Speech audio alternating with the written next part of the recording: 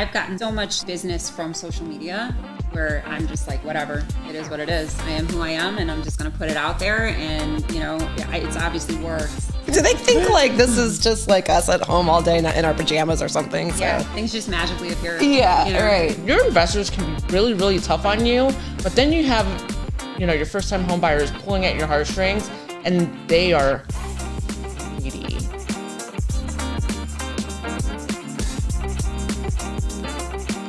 All right, guys, welcome back to the Figuring It Out podcast. Today I'm here with Abby Smith, Kit Custer, and Diana Magno. And I invited these three on because I think a lot of people that I've met think it's hard to be a mother and successful in business. And you three all identify with that. So welcome to the show.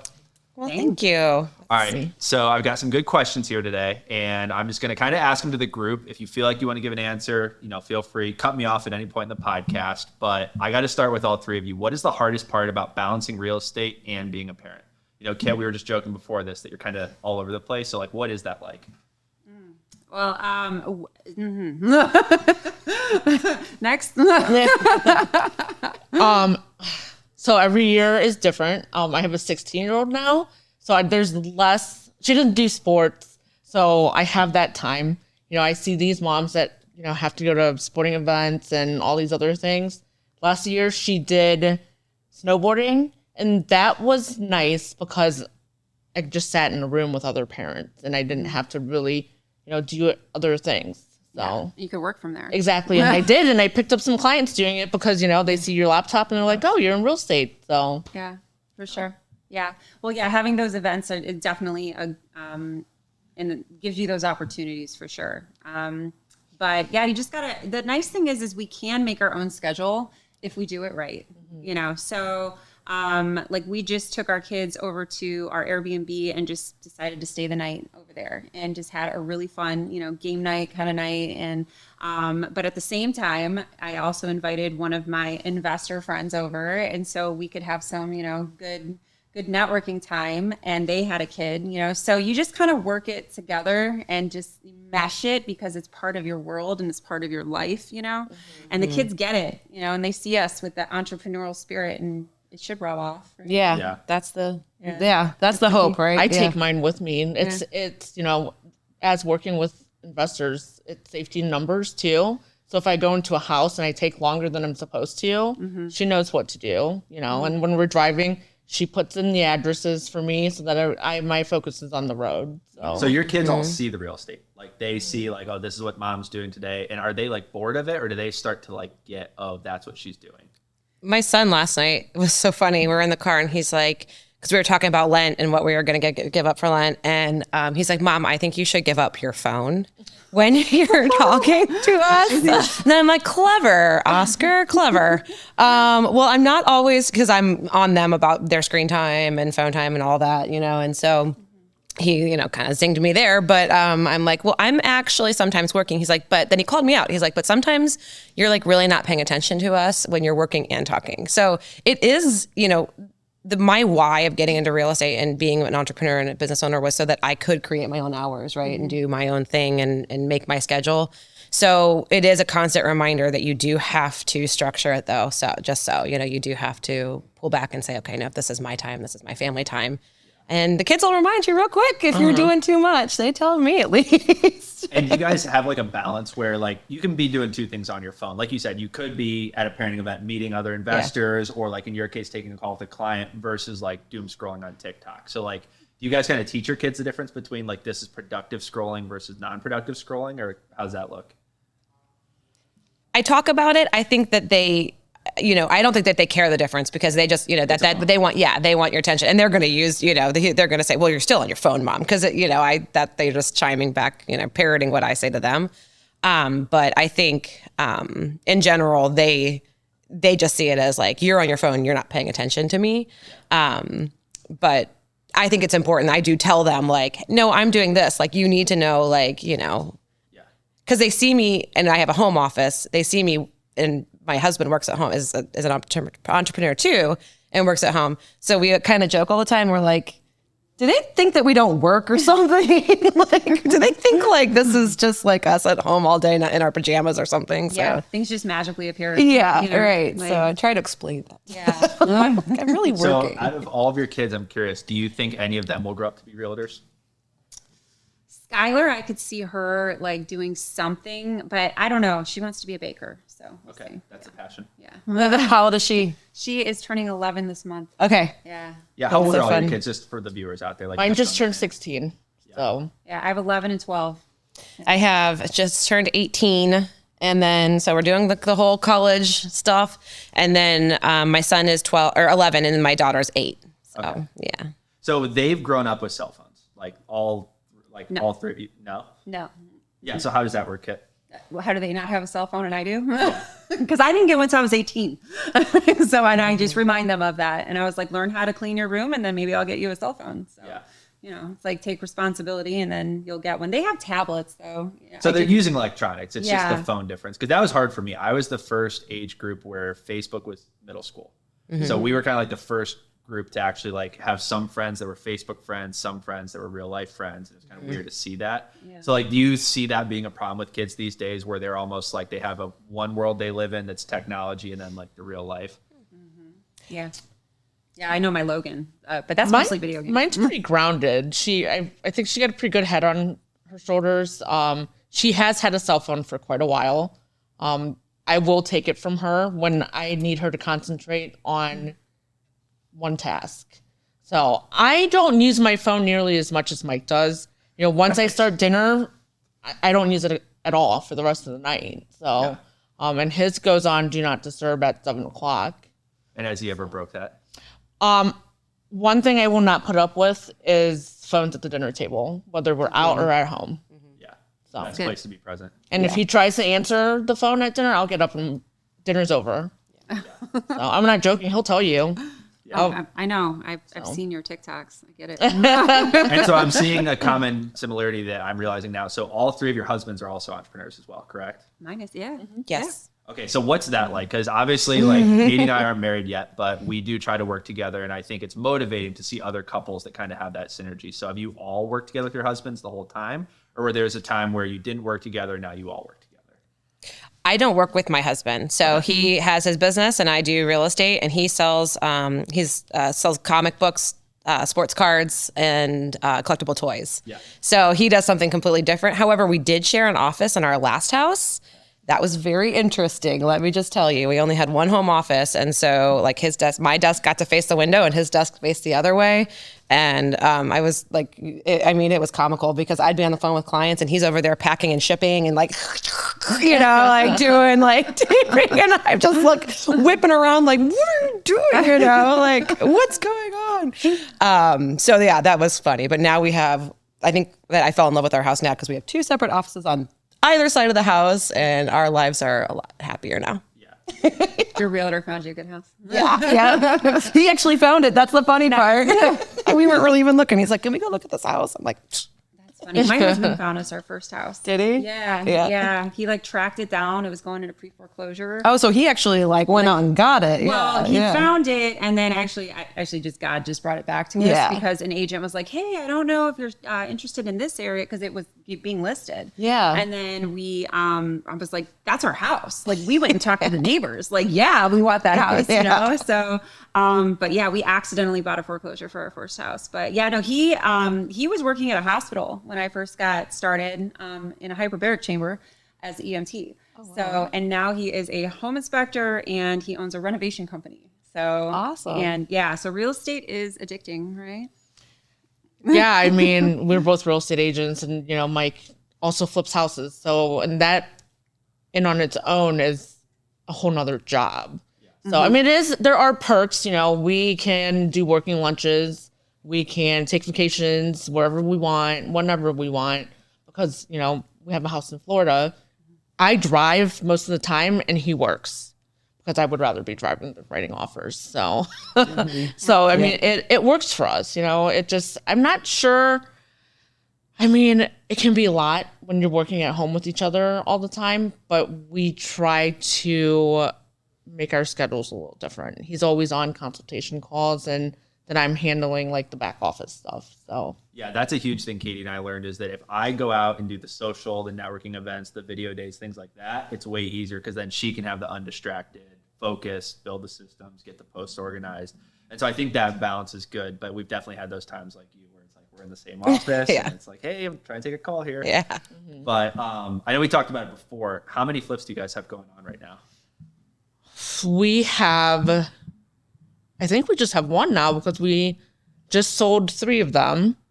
Well, one sold, 2 of them are pending. And we have one for sale. Yeah, so this is a question I wanted to ask because it's a transition point. What is it like? And I want all of you to answer individually. What is it like working with a residential buyer and an investor buyer? What are the differences? I'm going to say this now after this past couple days because I've jumped back a little more into residential. I prefer working with investors. I didn't realize how emotional it is for those first-time home buyers than it is for my investors. Like your investors can be really, really tough on you, but then you have, your first-time home buyers pulling at your heartstrings, and they are needy. Like they want to look at a house they know they can't afford or a house that they have no intentions of renovating, but they want to look at it just because they want to look at it. And I'm like, I don't have the time. So what are some tips if I'm gonna be a first-time home buyer? How do I not be that annoying client? You have to realize what your budget is, and you have to do your own due diligence. Like drive by the house. You know what I mean? Like you can't just say you want to look at this house and then you pull up to it and both sides are like hoarders, and then you've wasted everybody's time. Yeah. So What do you think, Kit?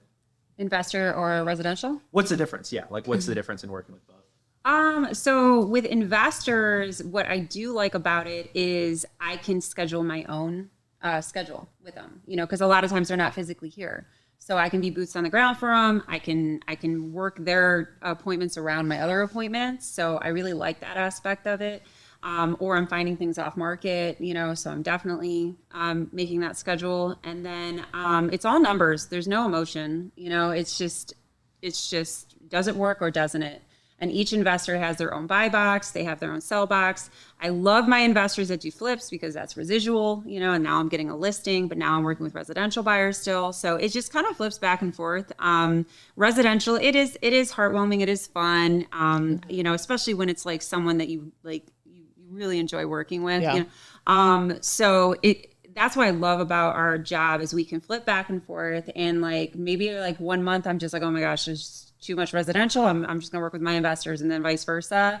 So I don't know. I like them both. But while we're on it, what was it like selling John his first house? Because I know that was like a big emotional moment. Oh, my best friend, my husband's business partner. That was amazing. Like that was absolutely amazing. I found him a property off market. He only had to bring $500 to the closing table. He bought a house for $500. Okay, let's break that down. That makes no sense. How does that work? So, well, first of all, I use my lender that doesn't charge lending fees. So, on top of that, if they're working with me as a Keller Williams agent, they get $1,000 as a gift, as a thank you for working with me. As long as it's like a LTV purchase price of like 150. So, and his was, and I was able to roll in his closing costs because I knew the seller, because it was one of my investors that was selling their portfolio. They actually already had this property sold as a 3-pack to another buyer, but it wasn't my buyer. They scammed out on them. And I was like, well, are you happy with that number? Because I have a buyer, and they're like, yeah, we'll take it. So, because I was making them enough on all their other properties. So it was great. And then I actually got the basement waterproofed for John also and rolled that into the closing. And then it actually ended up over appraising by like 15 grand or something when he bought it. And the only reason why he had to come to the table with 500, he was actually going to get a check for 1,200 at closing, but we had to do an extension because of child. What do you call that? Child support. Child support. Yeah, we had to do an extension. Okay. Not anything on his fault. It was just the state was just taking forever. So he literally would have gotten a check for $1,200 to buy a house. He would have gotten paid to buy a house. And I don't think most people know that's like a thing. Yeah. Yeah, it's amazing. So, and then my title company also gave him discounts too. So it was just like, everything was just like, and so that was a residential one for you that you're like, oh, yes, that was a really fun one for me. That was really great. Yeah.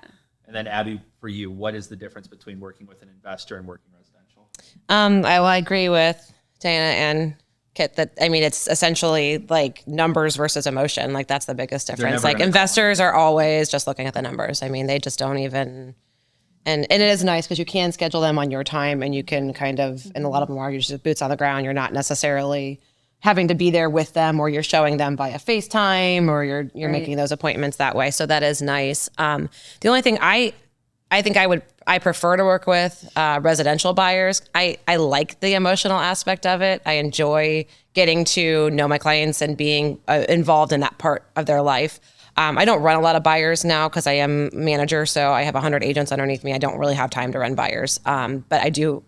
I love to teach agents how to run buyers, to make it effective for them, how to make it, because the price point's going to be a little bit higher for a residential too. So it's like working smarter, not harder in a lot of ways too. And like getting to the right point where you can know how to find that motivated buyer who's not going to take you to 25 homes and run you through the rigmarole of writing 50,000 under asking price offers and that kind of stuff. So what's the most positively emotional buyer you've ever helped? Like, what's a story? Can you think of one? Oh goodness, I might have to put a pin in it. Come back to me. Can I have a second to think about it? Okay. What about Yeah. Kit and Diana? Can you think of a specific one where you're like, wow, that made me love being a realtor? I have to think about that too. I mean, it's Because there were probably a lot, right? Like, Yeah. You could probably think back. Like, how many transactions have you all done? I'm just curious. Like, even if you have to ballpark it, it's that many. Yeah. Yeah. yeah.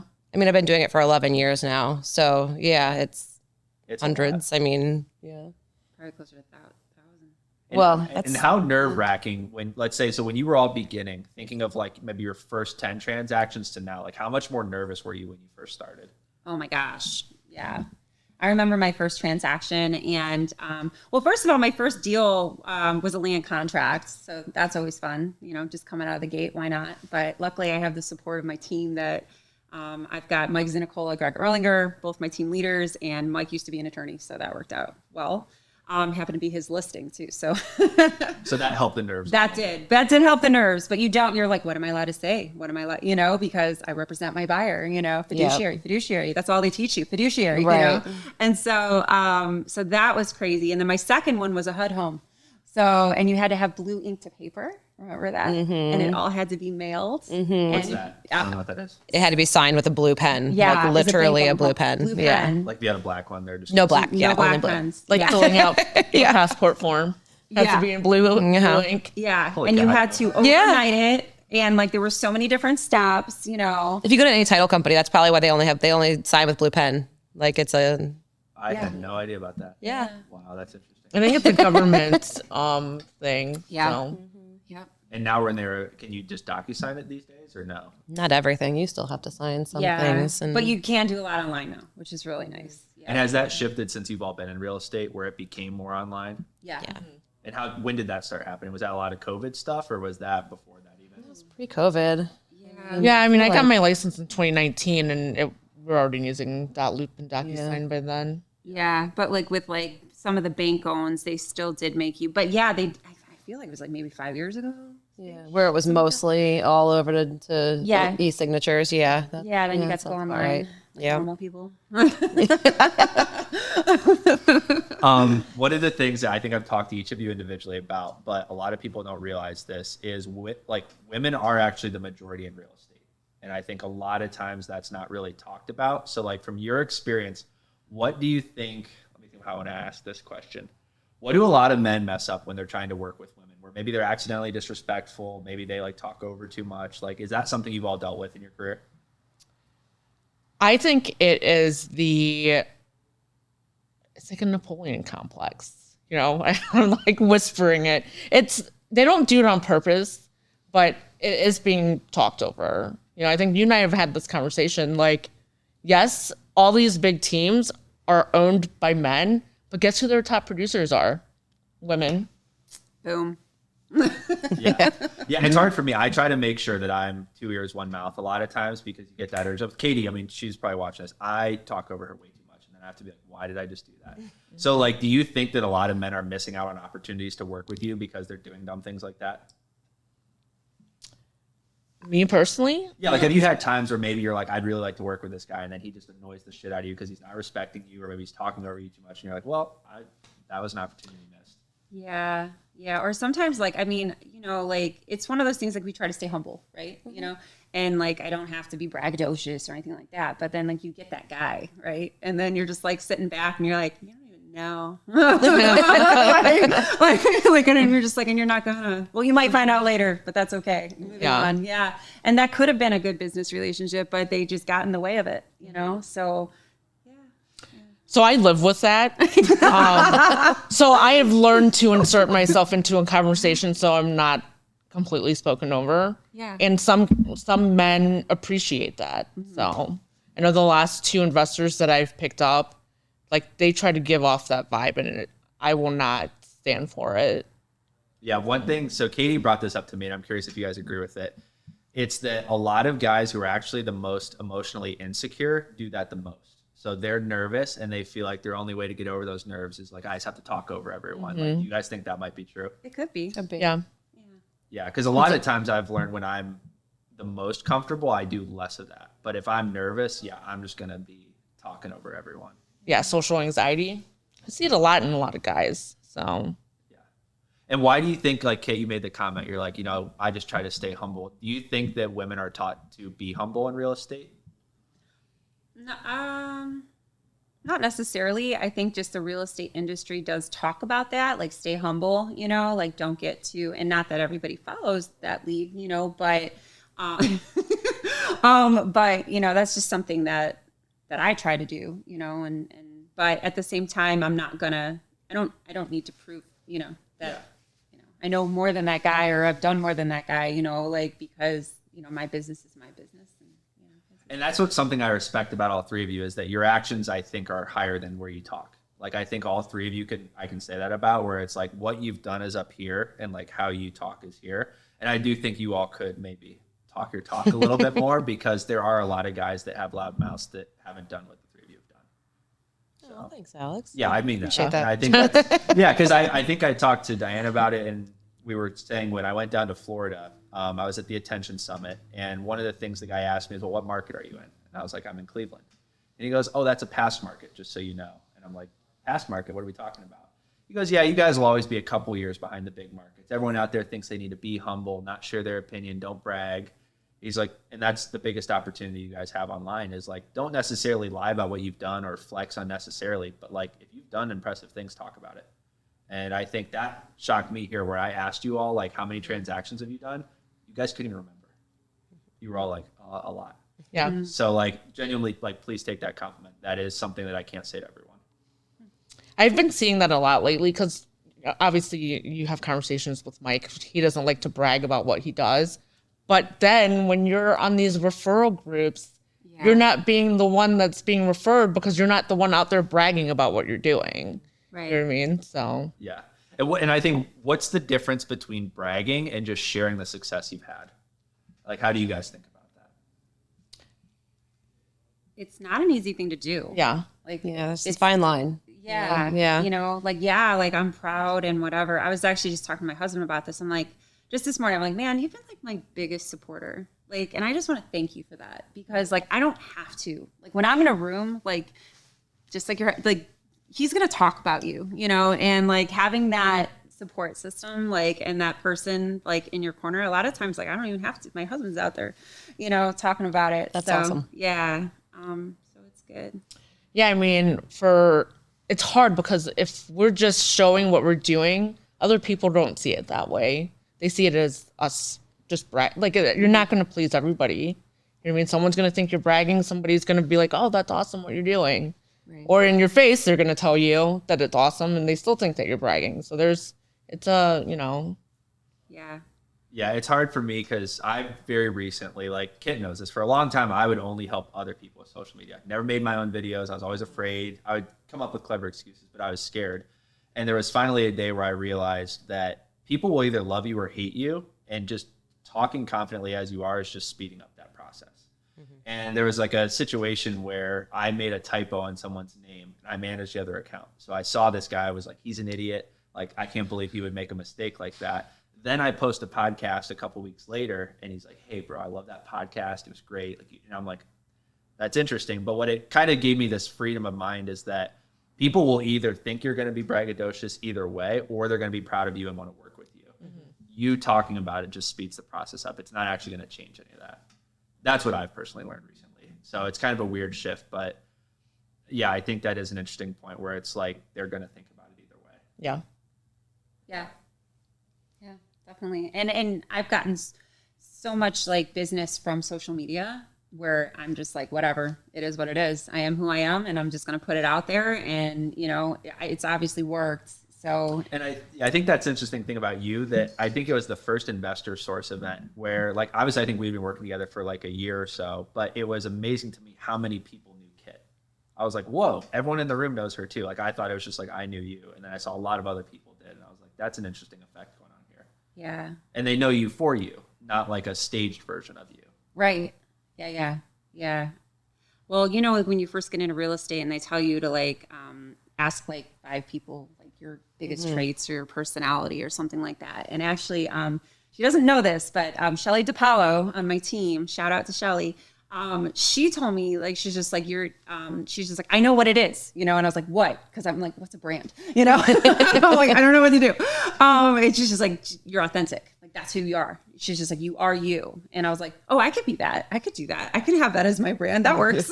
Yeah. Like, let's do that. Because nobody can copy you. Yeah.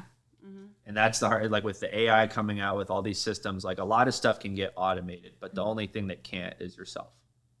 Like, I couldn't be Kit tomorrow if I wanted. I couldn't be Abby. I couldn't be Diana, but you all can. And then you'll notice that when people do try to copy it, it will never be the same because they're trying to be someone else. And everyone can kind of feel that. Yeah, for sure. What were you about to say, Diana? Oh, I don't think I was going to say anything. Just that, you know, with her and the authentic thing, like Mike and I have been taking that path lately, and you've seen our videos, and it gets more attention. Like, nobody wants to know that you just sold a house today. They want to know what you're actually really doing. Like, you know, we don't get along 24/7. He does things that drive me crazy, like buy houses without asking me. You know what I mean? Like, it's things like that. Like, people, Knock it off, Mike. yeah. So I mean, I was gonna say, Is that you? Kit's the one buying the houses. it's just always last on my priority list. You know what I mean? Of the things like in a day that I have to do, it's like telling everybody how many houses I sold today is like not up there, you know, Exactly. and it just gets missed a lot of times, you know, like you just, even though there's nothing wrong with, I don't think, saying it or being, you know, I don't think it's bragging. I think it's, you know, showing your success and showing that you're competent in what you do. You know, and people want to work with people that are competent and confident in their profession. It's a safety thing for them, probably. Yeah, Like, oh, she's doing what she absolutely. does. And so that's where I think I do lack in it, because it's like, you know, I need to show these people that I know exactly what I'm doing, that this, you know, and I just kind of, Yeah, like you very casually, like, oh, and I just have 100 agents under me. That's 100 agents. All right, so I got to ask all three of you, same style. Without saying your job title or your brokerage, what do you do for a living? I kind of cheated earlier. We kind of had this conversation a little bit, but so I provide a service to people to help accumulate wealth, I would say, is Plain and simple. yeah. Kit, what about you? Yeah, so ditto, you know, I do that too, as well as I help investors grow. I buy and sell for others, and I also help other agents grow as well. Diana, what about you? way too much. You know, and it's the same. You know, we work with investors. We flip houses. You know that we do our flips so that we can help first-time home buyers get into better homes. So that's like the main thing that we focus on, because all three of us are real estate agents. We know how hard it is to take that buyer that's only pre-approved for $125,000 to $150,000 to find something that they can actually afford, that the walls aren't falling down. So between doing that and working with investors and just real estate and, you know, the KWYP president, it's just, I've been taking on way too much for 2024. Yeah. So And I think, I don't know, Abby, about you, but I know Kit and Diana, like networking is probably a big part of your business. Is that something that you've always liked doing, or is it something where like you were nervous at first and you're like, oh, I should go to a couple of these events, see what they're all about? I think I've always liked it. Like I've always been a social butterfly. My dad, like my birthdays, he's like, Kit, you don't have to invite the whole class. I'm like, yes, I do. You know, so, Yeah, everybody gets invited. and they all came. Yeah. Like, so yeah, like I do like my people. we don't network as much as we should. Mike doesn't like people. We're gonna see that. But in his defense, when I do drag him out, it takes him 10 minutes per person just to say goodbye. And by the time we have left, we are the last two people standing. So, but we do networking events mostly for like recruiting purposes. And, you know, I mean, to me, it's always been like, why am I networking with 100 other real estate agents? We all do the same thing. What am I, getting out of this? So, yeah. And Abby, do you do a lot that I just don't know about? No, I need to do a lot more. Again, it's like one of those things, like I've just got to really time management. And that's actually on my goals for the year is to be. Kids, All right, kid. Oh, look at that. Following She's Kit. the Where are you first going person next? I go Let's say go. hello to every time I see her. And Gregor Langer. Yeah, So. for sure. Yeah, I know. You just pinpoint those people. Yeah, no, and there's so many great networking events out there. I'm actually going to be on panel at 2 of them this month. So women who invest in real estate, CLE. That's going to be February 22nd in Tremont, and then I'm going to be on the business mastermind at the Icon Building on February 21st. I'll have to get your number and then I will get the, Yeah, for sure. I just joined Women Council of Realtors, so I'm excited about that, the Women's Council. So the Congrats. local chapter. So yeah, that's exciting. Sure. Yeah. Yeah, That is getting good. out there. Nice. All right, Kit, I got another one for you. How do you most effectively network? Because I think some people can go to an event and leave with no phone numbers. They texted on their phone the whole time in the corner. How do you make the most out of a networking event? So like today, I just came from a networking event right before here, and I was just looking at the people in the room and like, who do I want to talk to? Like while the speakers were up, and for reasons, I never want to leave a networking event without gaining something. And whether that is, even helping another agent like I was doing today, but also either getting a deal or just gaining some piece of knowledge or just gaining something. And I never do leave without that. So, And one of the things I'm curious about, because I think there's cycles with it, like how do you all stay motivated through real estate cycles? Because obviously the market shifts all the time. How do you make yourself consistently keep growing throughout those changes? I like it because the market shifts all the time. I'm like, let's figure this out, putting the puzzle together and Yeah. just like game on, like, oh, we got to work again. Let's do that. It is nice to be constantly busy. I think that if you had that downtime, you'd kind of slip more into feeling more sorry for yourself and doing less work. Like, I will admit to myself that I constantly need a reset because feel so overwhelmed by how busy we are, so. That's why you bought Florida. Yeah, right? And I had 2 resets last year. I went We're to neighbors. Hawaii and then I went to Florida. Oh, in Fort Myers? Yeah, Yeah. we're both in Cape Coral, right? Cape Coral? Oh, Cape Coral. Yeah. Yeah. What about you, Abby? I strongly feel that there's business at any turn. I mean, it's just what you're willing to put in to get it. So essentially that's how I coach my agents. It's like, if somebody says, I think we talked about this before, if somebody's like, what's like the ideal agent? And it's like, if somebody's like, oh, well, the market, the market's down. No, that's just an excuse. Like the market is always going to be shifting and changing and there's going to be snow. Okay. Like every year we have Thanksgiving and Christmas, right? Like it doesn't change. Yeah. So that just means that you plan for it. You know that the market's going to naturally, the buyers are, if you're working with buyers, are naturally going to drop off around Thanksgiving time. You need to get yourself some listings September, October. So it's thinking ahead. It's knowing what you're up against and learning what you're up against and then overcoming it. But that's why I love real estate because it's always problem solving. Yeah. And do you think that like my generation, like I have a lot of friends where I could call them, they will never answer. Like, do you think it's beneficial that the younger generation learns how to effectively like call their clients, call other agents, and be able to do that? Like, do you see that being an issue with like a lot of people my age where like, oh, I don't want to call anyone?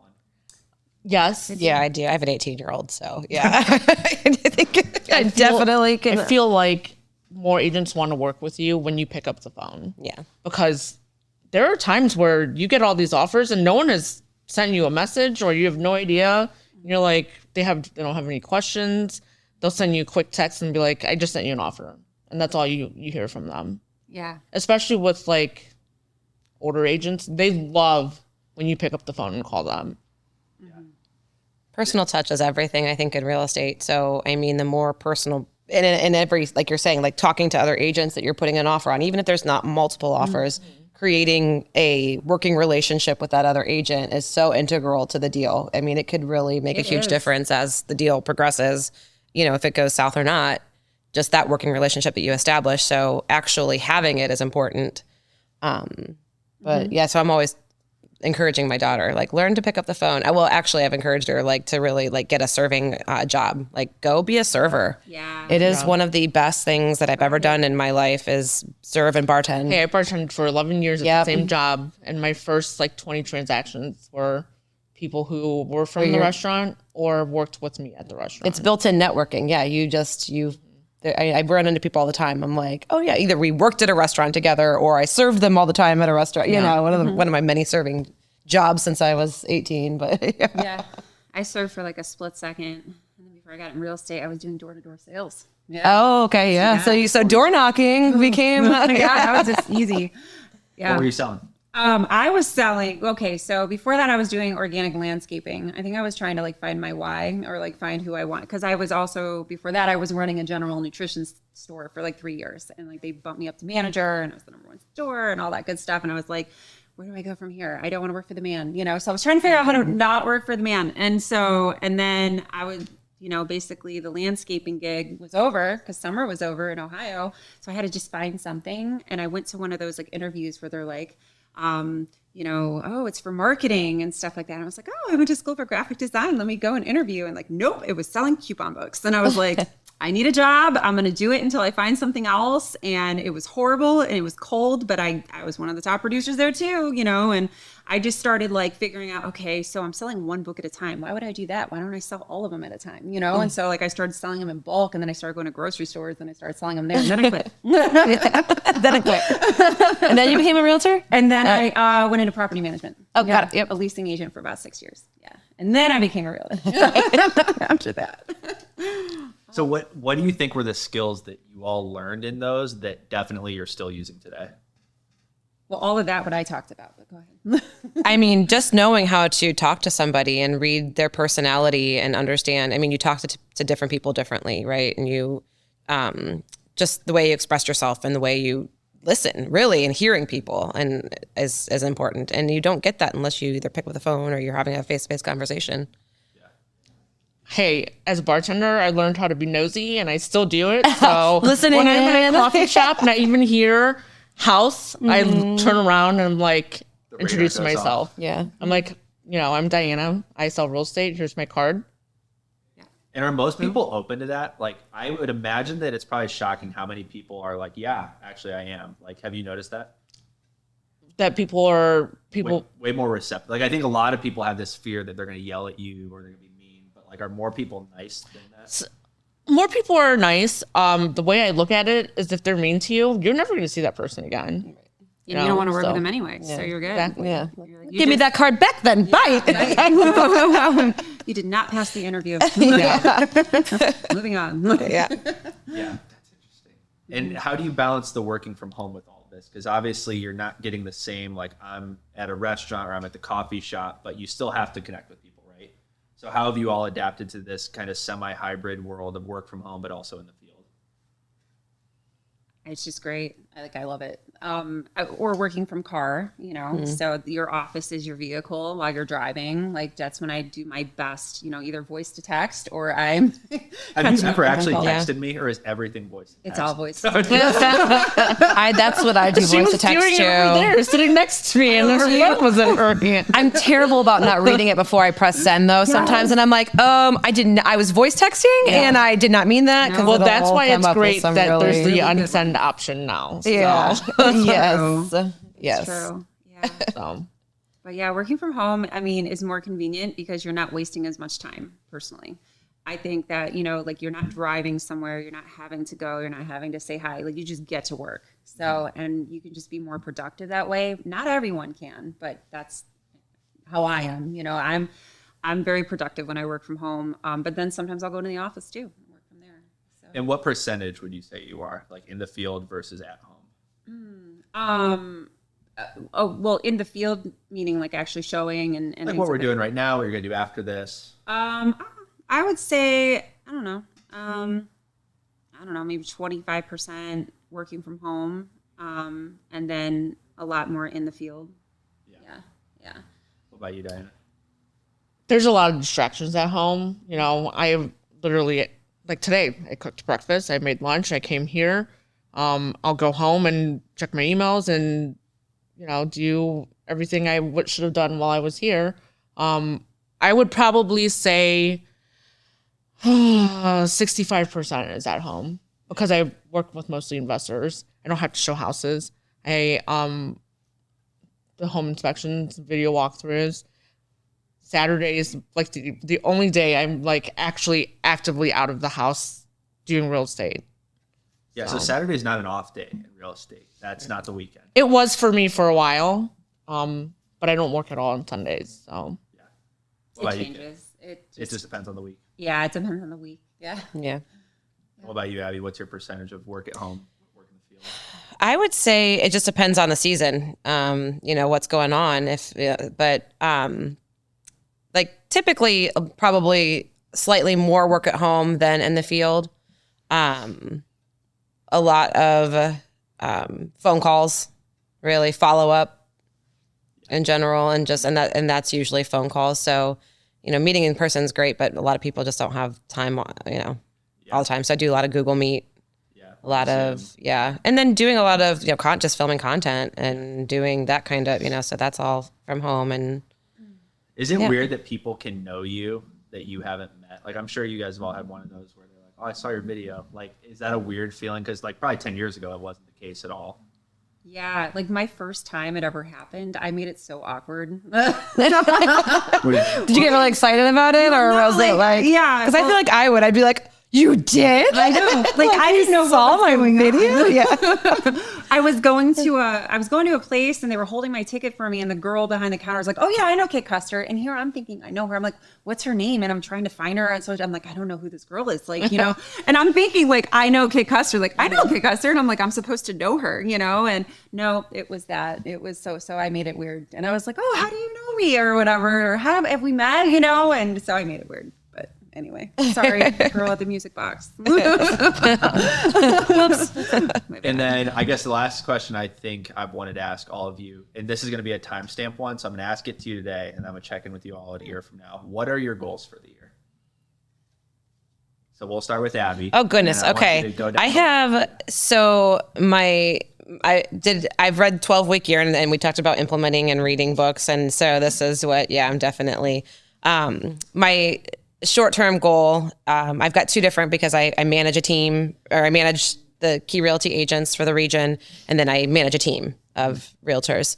So both obviously growth. I want to double my agent size for key realty. I don't see any reason why I can't with the business model. And then, so my first goal there is to help. I need help. So another book I like implementing is Who, Not How. Great book. Love that book.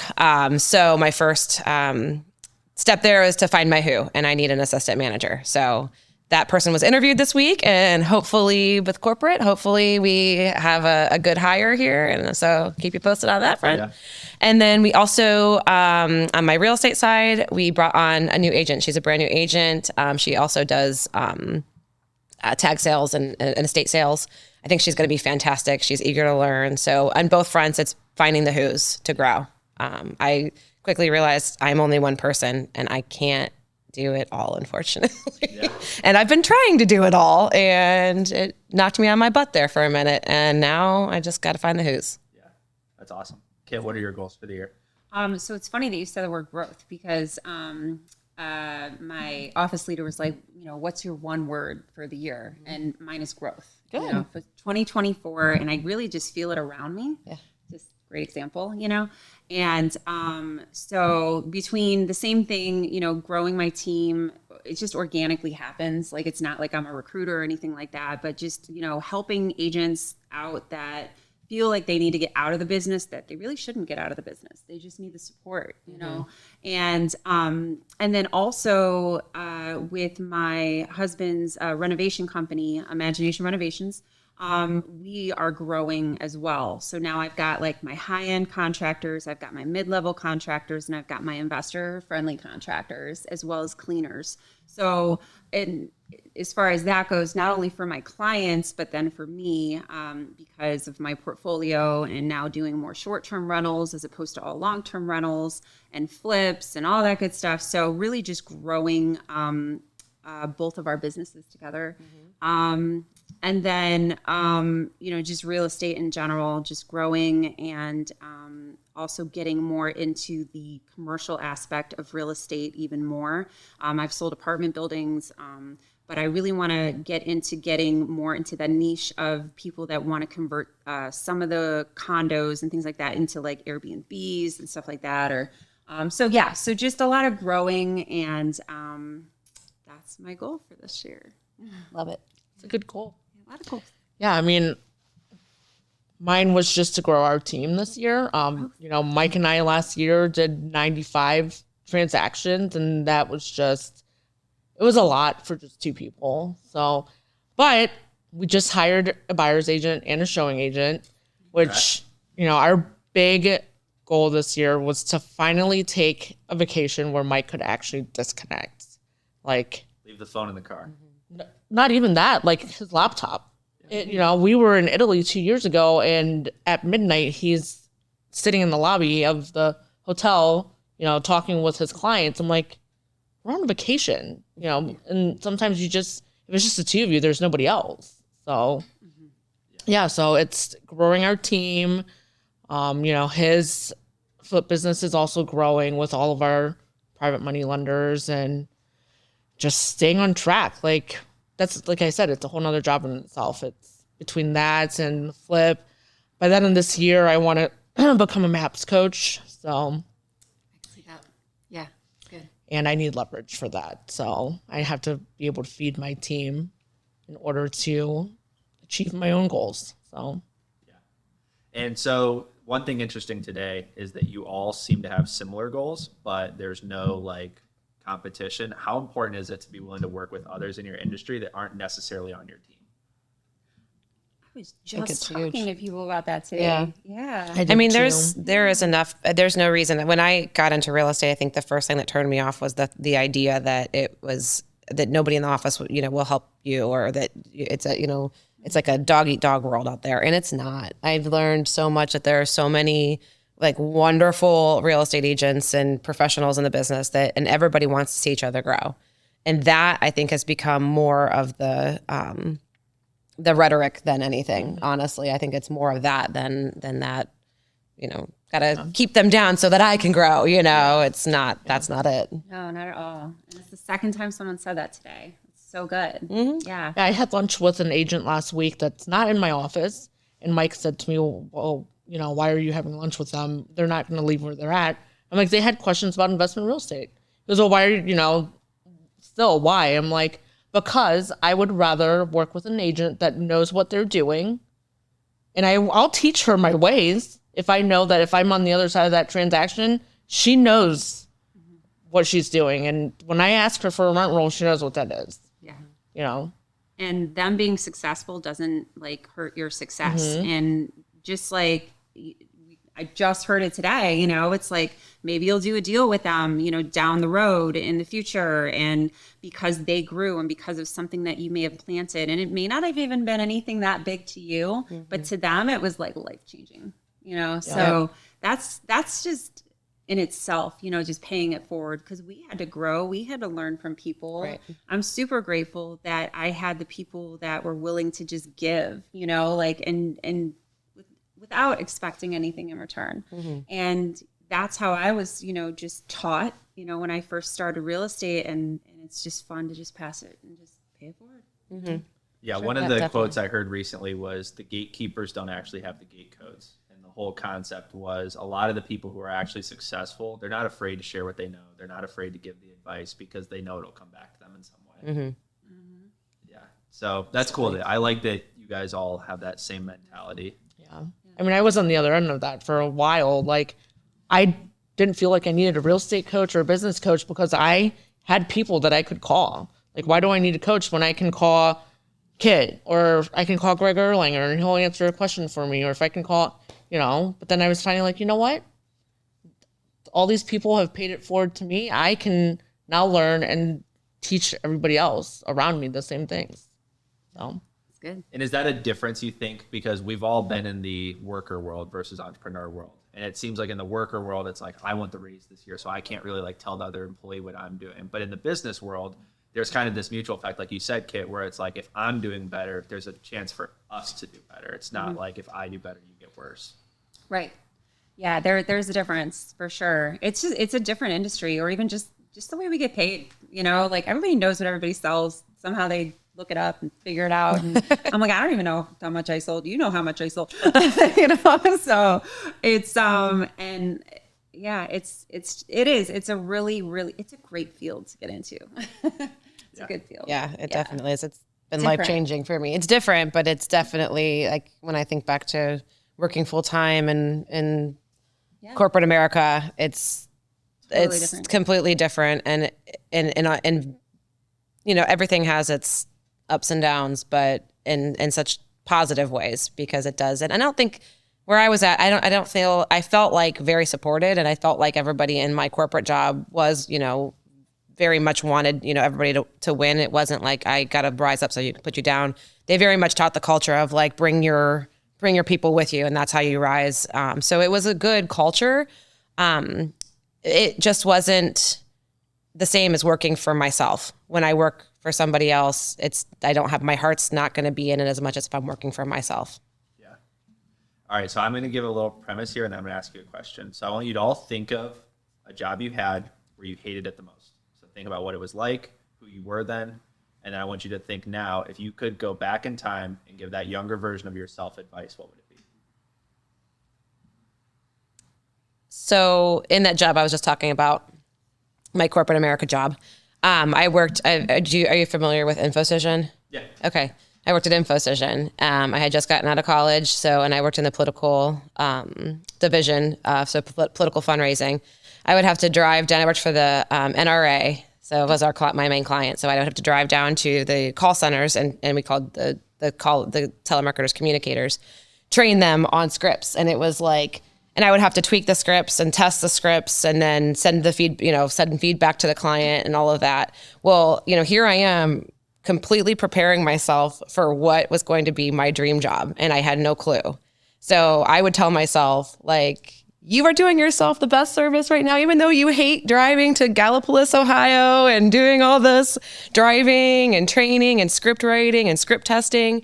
You're learning so much that's going to give you all of those tools that you need to succeed in your business. That's awesome. Yeah.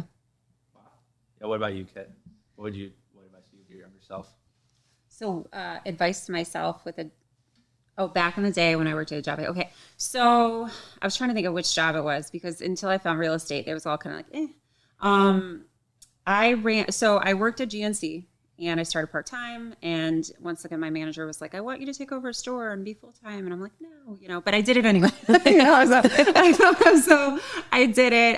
Nobody wanted this store. It was in Twinsburg. And for some reason, like, they all said that it was just in a bad area. I'm like, it's Twinsburg. It's not a bad area at all, And, but the store itself was run down and everything like that. So I cleaned it up, got it to be the worst store to the best store in our region. I think I made like 135% more than the year before, So, but I spent like 3 years doing that, So, and there's a cap, right? And my biggest thing is like, if I could have gotten started in real estate earlier, I would have.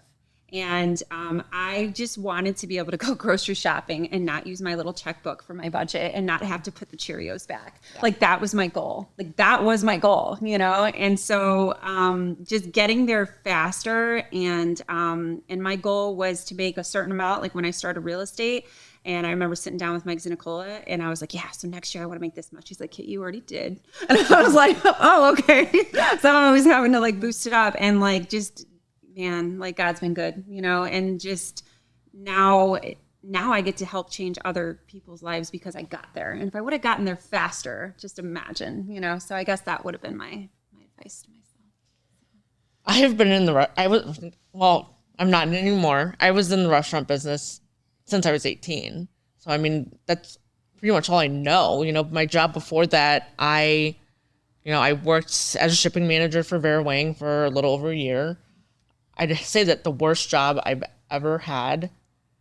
I worked at the Limited too, and back then minimum wage was like $5. Mm-hmm. Okay, if there is anything worse than working with like little girls with attitudes, is working with their moms with attitudes. So, but the one thing I would tell myself is, when I was working in the restaurant business, I never wanted to take days off because I didn't want to miss those shifts where I made the best money.